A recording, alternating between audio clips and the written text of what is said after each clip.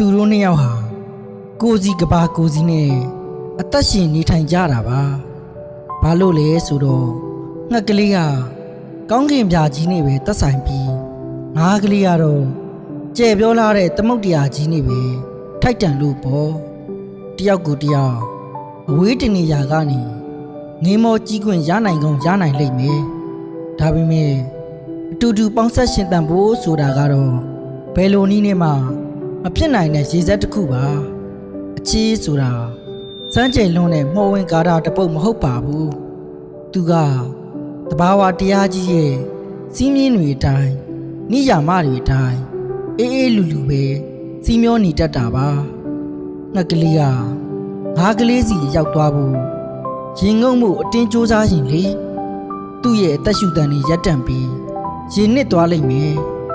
အလားတူပဲငါးကလေးကလည်းကောင်းကင်ရံထက်ပြန်တမ်းဖို့ကြိုးစားရင်အောက်ဆီဂျင်ပြတ်လတ်ပြီးမြေပြင်မှာပဲတည်ဆုံးသွားရလိမ့်မယ်ဒါကြောင့်အချစ်မာလေကိုပိုင်နေရာဆိုတာ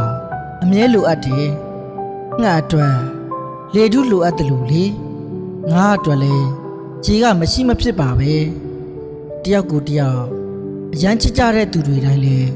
အမြဲတမ်းအတူရှိနေဖို့ကံပါမလာတတ်ပါဘူး